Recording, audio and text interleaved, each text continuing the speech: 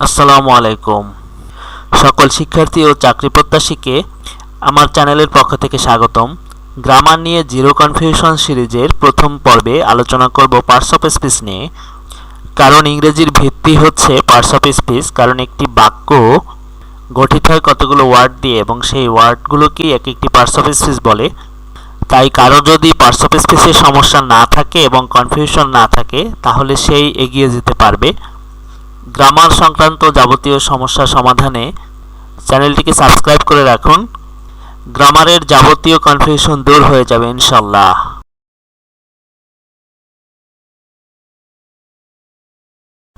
যেটা বলছিলাম যে একটি সেন্টেন্সের মধ্যে যতগুলো ওয়ার্ড থাকে প্রত্যেকটিকে এক একটি পার্টস অফ স্পিচ বলে এবং সেটি বলা হয় তার ব্যবহারের উপরে, সেটি কী অর্থে ব্যবহার করা হয়েছে তার উপরে।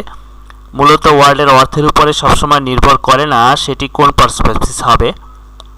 পার্টস অফ স্পিচ মোটামুটি 8 ধরনের: adjective, adverb, conjunction, interjection, noun, preposition, pronoun এবং ভার্ব।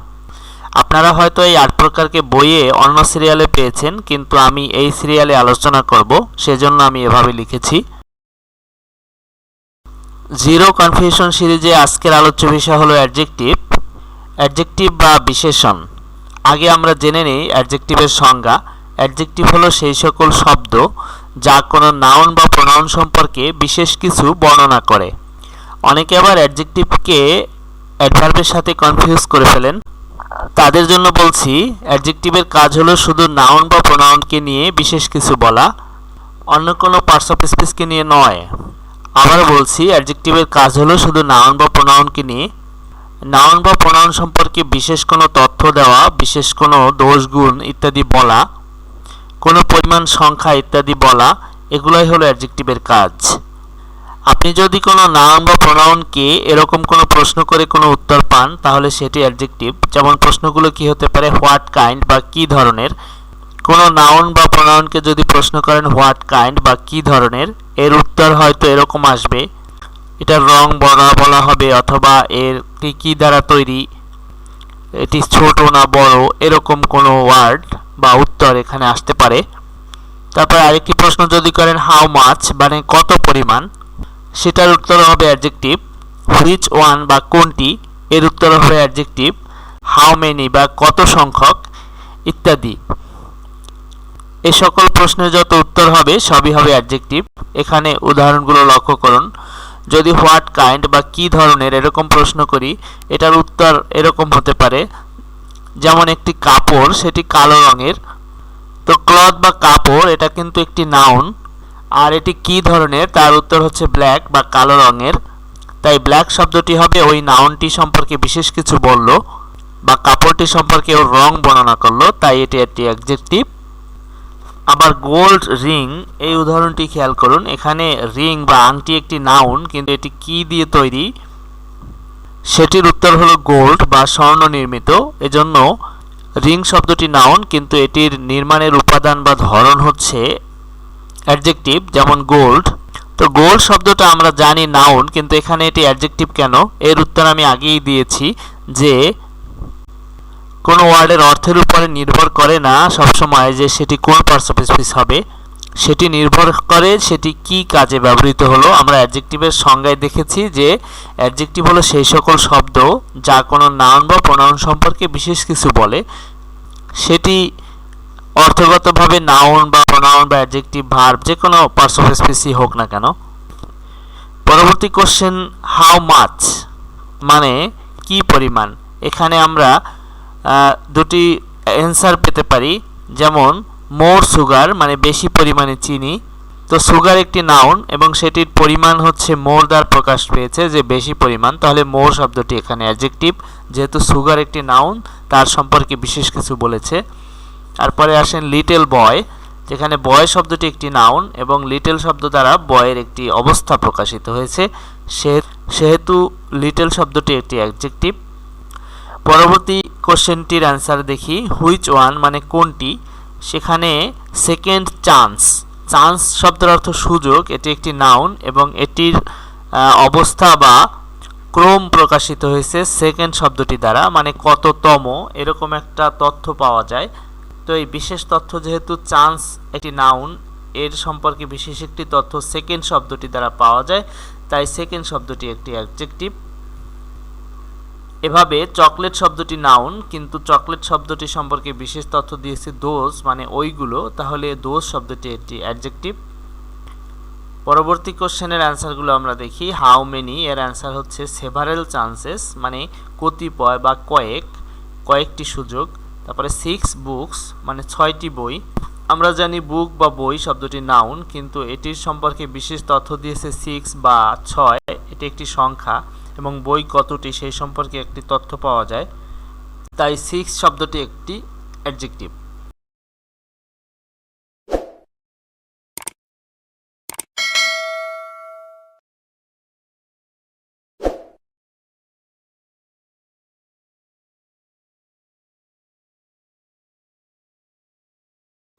ব্যবহারিক দিক দিয়ে অ্যাডজেক্টিভ বা বিশেষণ 5 প্রকার। 1 নম্বর হলো কমন অ্যাডজেক্টিভ বা সাধারণ বিশেষণ। সাধারণ বিশেষণ বা কমন অ্যাডজেক্টিভ হলো সাধারণ কিছু ওয়ার্ড যাদের কাজ হলো অন্য কোনো নাউন বা প্রোনাউন সম্পর্কে কোনো তথ্য দেওয়া। যেমন এখানে উদাহরণগুলো খেয়াল করুন। স্ট্রং ম্যান, এখানে ম্যান শব্দটি একটি নাউন, আর এই ম্যান শব্দটির সম্পর্কে বিশেষ কিছু বলেছে স্ট্রং শব্দটি, তাই স্ট্রং শব্দটি একটি কমন অ্যাডজেক্টিভ। তারপরে গ্রিন প্লান্ট একটি নাউন, তাই প্লান্টের অবস্থা প্রকাশ করেছে গ্রিন, তাই গ্রিন একটি অ্যাডজেক্টিভ। তারপরে বিউটিফুল ভিউ শব্দটি হচ্ছে নাউন, ভিউ মানে দৃশ্য, আর এই দৃশ্য বা ভিউ এর সম্পর্কে গুণ প্রকাশ করেছে আরেকটি ওয়ার্ড বিউটিফুল, তাই বিউটিফুল বা সুন্দর শব্দটি একটি অ্যাডজেক্টিভ। পরবর্তী প্রকারের অ্যাডজেক্টিভ হলো প্রপার অ্যাডজেক্টিভ, যেখানে আপনাদের মূলত কনফিউশনটা বাধে। প্রপার অ্যাডজেক্টিভ যেগুলো প্রপার নাউন দিয়ে গঠিত অ্যাডজেক্টিভ, অর্থাৎ এখানে যে অ্যাডজেক্টিভগুলো আমরা শিখব সেগুলো আসলে মূলত প্রপার নাউন, কিন্তু এদেরকে অ্যাডজেক্টিভ বলা হয়েছে এদের কাজের কারণে, অর্থাৎ এরা কী কাজে ব্যবহৃত হয়েছে তার উপরে। এখানে প্রথম এক্সাম্পলটি লক্ষ্য করুন, বাংলাদেশি পিপল বা বাংলাদেশের জনগণ। তো বাংলাদেশি শব্দটি আসছে মূলত বাংলাদেশ শব্দটি থেকে, তাই বাংলাদেশি শব্দটি প্রথমত নাউন মনে হতে পারে, কিন্তু এটি যেহেতু পিপল বা জনগণ এরকম নাউনটাকে কিছু বলার জন্য বা এই নাউনটা সম্পর্কে কিছু বলার জন্য এসেছে, তাই বাংলাদেশি শব্দটি একটি অ্যাডজেক্টিভ, এবং এটি যেহেতু বাংলাদেশ এরকম একটা প্রপার ওয়ার্ড থেকে এসেছে, প্রপার নাউন থেকে এসেছে, তাই বাংলাদেশি একটি প্রপার অ্যাডজেক্টিভ। অনুরূপভাবে ব্রিটেন শব্দটি থেকে এসেছে ব্রিটিশ, তো ব্রিটিশ শব্দটি একটি প্রপার অ্যাডজেক্টিভ, যেহেতু এটি যদিও প্রপার নাউন ছিল কিন্তু ম্যান নামক আরেকটি নাউনকে কোয়ালিফাই করার জন্য এটি বসেছে, তাই এটি একটি প্রপার অ্যাডজেক্টিভ। তাহলে দেখা গেল যে কোনো ধরনের ওয়ার্ডই অ্যাডজেক্টিভ হতে পারে যদি সেটি অ্যাডজেক্টিভ হিসাবে ব্যবহার করা হয় বা অ্যাডজেক্টিভের মতো কাজ করে, যে অন্য নাউন বা প্রোনাউন সম্পর্কে কিছু বলার জন্য অন্য নাউন বা প্রোনাউনের পূর্বে বসে, যেমন বাংলাদেশি, ব্রিটিশ এগুলো। আশা করি কনফিউশন অনেকটাই দূর হয়েছে।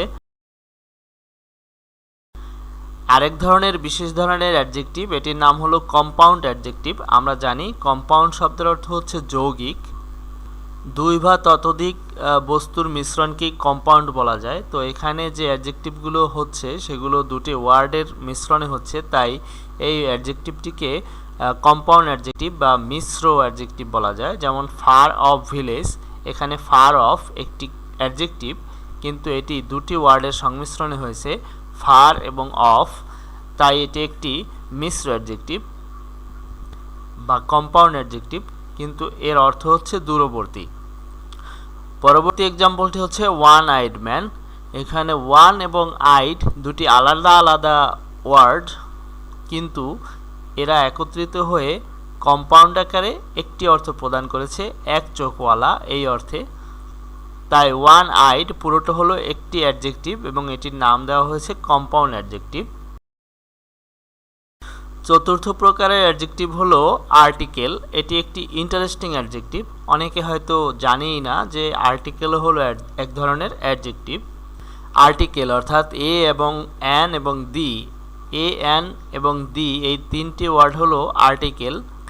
যেগুলোর কাজ হলো কোনো নাউনের পূর্বে বসে সেই নাউনটিকে সংখ্যা বা অন্য দিক থেকে নির্দিষ্ট করা। তাই আর্টিকেল হলো এক ধরনের অ্যাডজেক্টিভ। দি, এ, এন এই তিনটি আর্টিকেলের মধ্যে দিকে বলা হয় ডেফিনিট বা নির্দিষ্টতা জ্ঞাপক আর্টিকেল, অর্থাৎ যে ওয়ার্ডের পূর্বে দি বসে সেটিকে নির্দিষ্টতা করে বোঝায়, নির্দিষ্টতা জ্ঞাপন করে। আর এ এবং এনকে বলা হয় ইনডেফিনিট আর্টিকেল, কারণ এরা অনির্দিষ্ট অর্থে প্রকাশিত হয়। যেমন আমরা যদি বলি এখানে যে এক্সাম্পলটা, যে I met a man yesterday, আমার সাথে গতকাল একটি লোকের সাথে দেখা হয়েছিল। এই অর্থ একটি বা একজন, এখানে একজন লোকের সাথে দেখা হয়েছিল। এখন কোন লোকের সাথে দেখা হয়েছিল বা কার সাথে সেটি কিন্তু নির্দিষ্ট নয়। এ দ্বারা কিন্তু সেটি বোঝা যায় না, যে নির্দিষ্ট করে কাউকে বোঝানো যায় না। এ অর্থ একজন, যে কোনো একজন ব্যক্তি হতে পারে। কিন্তু দ্বিতীয় সেন্টেন্সটিতে দেখুন, the man was known to me. The man অর্থাৎ লোকটি, এটি দ্বারা কিন্তু নির্দিষ্টতা বোঝায়। যেহেতু লোকটির কথা একবার আগে বলা হয়েছে, তাই এখন সে নির্দিষ্ট যে আমি কোন লোকটির কথা বলছি।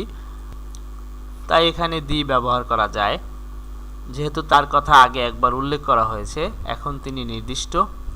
তাই the man was known to me. পঞ্চম নম্বরে যে অ্যাডজেক্টিভগুলো রয়েছে সেগুলোকে বলা যায় ইনডেফিনিট অ্যাডজেক্টিভ বা অনির্দিষ্টকারী অ্যাডজেক্টিভ। এগুলোর নাম ইনডেফিনিট বা অনির্দিষ্টকারী এজন্য দেওয়া হয়েছে, এগুলো অ্যাডজেক্টিভ ঠিকই, অ্যাডজেক্টিভ হিসেবে অন্য নাউন, একক বা একাধিক নাউনের পূর্বে বসে, কিন্তু নির্দিষ্ট করে কাউকে বোঝায় না। যেমন কারোর নাম যদি আমরা নির্দিষ্ট করে না বলি, তাহলে কিন্তু কোনো নির্দিষ্টতা বোঝায় না। সেরকম এই ওয়ার্ডগুলো যদি কোনো নাউনের পূর্বে বসে, সেই নাউনটিকে আসলে এক্স্যাক্টলি বোঝা যায় না, যে কয়জন আছে বা কতটি আছে, বা কারোর নাম ধরে বোঝায় না। যেমন all, another, any, both, each, either, few, many, more, most, neither, other, several, some. All অর্থ সবাই বা সব। সবাই বা সব বলতে ইনডেফিনিটভাবে বোঝায়, কারণ কারোর নামকে নির্দিষ্ট করে বলা হয় না, সেহেতু এটি একটি indefinite article, indefinite adjective.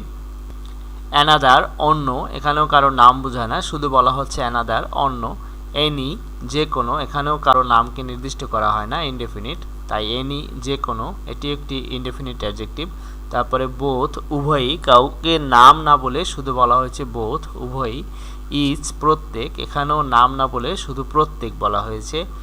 Either যে কোনো দুইয়ের মধ্যে যে কোনো একজন, দুইয়ের মধ্যে যে কোনো একজন হলেই চলবে এমন বোঝাতে আইদার বলে। তো এখানেও কিন্তু কাউকে নির্দিষ্ট করা হয়নি, তাই এটি একটি ইনডেফিনিট অ্যাডজেক্টিভ। এরপরে রয়েছে ফিউ বা কতিপয়। এখানে গণনাবাচক কোনো ব্যক্তি বা বস্তুর ক্ষেত্রে এটি ব্যবহৃত হয়, কিন্তু কত সংখ্যক বা কতটি বা কারোর নাম কিন্তু বলা হয়নি, শুধু বলা হয়েছে ফিউ মানে কতিপয় বা কয়েকটি। এরপরে মেনি মানে অনেক সংখ্যক, এটিও ইনডেফিনিট বা অনির্দিষ্ট, কারণ অনেক সংখ্যক হলেও ঠিক কত সংখ্যক বা কারোর নাম নির্দিষ্ট করা হয়নি। মোর, মোর শব্দটি দিয়ে আরও বোঝায়, কিন্তু আরও কি পরিমাণে বা কারোর নাম নির্দিষ্ট করা হয়নি। মোস্ট অধিকাংশ, এটিও নির্দিষ্ট করে বলা হয়নি ঠিক কতজন রয়েছে বা কি পরিমাণ রয়েছে। নাইদার অর্থাৎ কেউই নয় বা কোনোটি নয়, এটি অনির্দিষ্ট, কারণ দুইয়ের মধ্যে যদি কোনোটি না হয়, কারোর নাম নির্দিষ্ট না করে শুধু কোনোটিই নয়, দূরবর্তী থেকে বলা হয়েছে, এটি হলো নাইদার, এটিও ইনডেফিনিট অ্যাডজেক্টিভ। তারপর রয়েছে আদার মানে অন্য, এটিও অনির্দিষ্টভাবে কাউকে বোঝায়, শুধু বলা হয়েছে অন্য, নির্দিষ্ট করে বলা হয়নি। এরপরে রয়েছে সেভারেল, কতিপয় বা কিছু সংখ্যক, গণনা করা যায় এমন ব্যক্তি বা বস্তুর ক্ষেত্রে এটি ব্যবহৃত হয়। কিছু সংখ্যক বলা হয়েছে, নির্দিষ্ট করে বলা হয়নি, ইনডেফিনিটভাবে বলা হয়েছে কত সংখ্যক বা কতটি, এরকম নির্দিষ্ট করে কিছু বলা হয়নি, তাই সেভারেল একটি ইনডেফিনিট অ্যাডজেক্টিভ। তারপরে রয়েছে সাম কিছু, এক্ষেত্রেও ওই একই কথা, নির্দিষ্ট করে সংখ্যা বলা হয়নি বা পরিমাণ বলা হয়নি, শুধু বলা হয়েছে সাম বা কিছু, তাই এগুলো হলো ইনডেফিনিট অ্যাডজেক্টিভ। আশা করি অ্যাডজেক্টিভ সম্পর্কে অনেক কিছুই জানতে পেরেছেন এবং অনেক কনফিউশনও দূর হয়েছে। পরবর্তী ভিডিওগুলোতে ধারাবাহিকভাবে পার্টস অফ স্পিচ সম্পর্কিত আলোচনা করা হবে এবং যার যা কনফিউশন রয়েছে সেগুলো দূর হয়ে যাবে। তাই আমি এই ভিডিওগুলোর নাম দিয়েছি জিরো কনফিউশন সিরিজ। আর পরবর্তী ভিডিওগুলো নিয়মিত পাওয়ার জন্য ভিডিওটিকে লাইক দিয়ে চ্যানেলটিকে অবশ্যই সাবস্ক্রাইব করে রাখুন এবং পাশে বেল আইকনটিতে ক্লিক করে রাখুন। আশা করি সকলের উপকারে আসবে। ভিডিওটি সম্পূর্ণ দেখার জন্য ধন্যবাদ।